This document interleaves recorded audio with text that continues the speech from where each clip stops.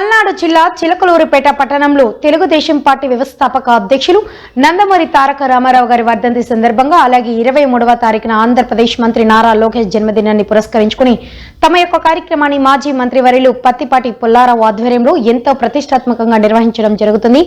7 రోజులు జరిగే ఈ కార్యక్రమాల 2 తెలుగు రాష్ట్రాల నుంచే కాకుండా దేశవ్యాప్తంగా ఒంగోలు జాతి ఎద్దులు అభిమానులు రైతు సోదరులు కూడా ఈ యొక్క కార్యక్రమానికి లక్షల్లో హాజరవుతారని నిర్వాహకులు తెలిపారు.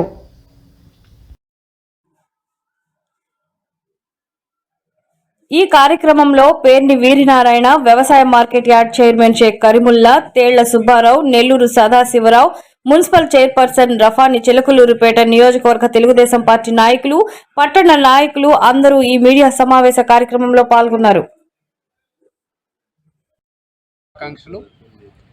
మన పత్తిపాటి ఫౌండేషన్ తరఫున అందరికీ కూడా ఈ సంక్రాంతి శుభాకాంక్షలు తెలియజేస్తూ స్వర్గీయ నందమూరి తారక రామారావు గారు అన్న 30వ వర్ధంతి సందర్భంగా మనం చిలకలూరుపేట పట్టణంలో మన ప్రీతమ నాయకులు పత్తిపాటి పుల్లారావు గారు, మన శాసనసభ్యులు, మాజీ మంత్రివర్యులు, వీరి ఆధ్వర్యంలో పత్తిపాటి ఫౌండేషన్ తరఫున ఎంతో ప్రతిష్టాత్మకంగా మనం ఒంగోలు జాతి వృషభరాజాల ఎడ్ల పోటీలని నిర్వహించుకోవడం జరుగుతుంది.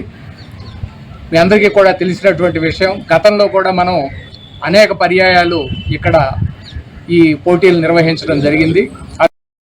పెద్దలకి అందరికీ నమస్కారం. మా ఈ సంక్రాంతి సందర్భంగా ఈ గోల్కొండ గార్డెన్లో రేపు అన్న ఎన్టీఆర్ రామారావు గారి వర్ధంతి సందర్భంగా 30 సంవత్సరాలు అయింది వారి దివంగత అయ్యి. ఆ సందర్భంగా ఉదయం 9 గంటలకి ఈ వృషభరాజుల బండలావుడు పోటీలు నిర్వహించడం జరుగుతుంది. అదేవిధంగా 20వ తారీఖు 6 రోజులు, 23 తారీఖు దాకా కూడా 6 రోజులు ఉదయం 9 గంటల నుంచి రాత్రి 9-10 గంటల వరకు కూడా ఈ వృషభరాజుల బండలావుడు పోటీలు జరుగుతూ ఉంటాయి. అందులో భాగంగా ఈ అందాల పోటీలు, మన గోమాతలు అందాల పోటీలు కూడా నిర్వహించడం జరుగుతుంది. అదేవిధంగా ఈ ప్రాంగణం ఇవాళ ఎంతో సుందరంగా తీర్చిదిద్దడానికి సుమారు 6 ఎకరాల్లో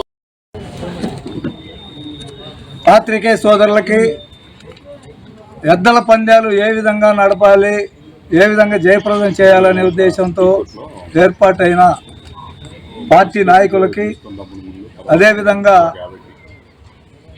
బండలాగుడు కార్యక్రమాన్ని, ఈ పోటీల్ని విజయవంతంగా నిర్వహించేదానికి అందరం కలిసికట్టుగా కృషి చేద్దామని చెప్పి మరొకసారి అభ్యర్థిస్తూ సెలవు తీసుకుంటాం.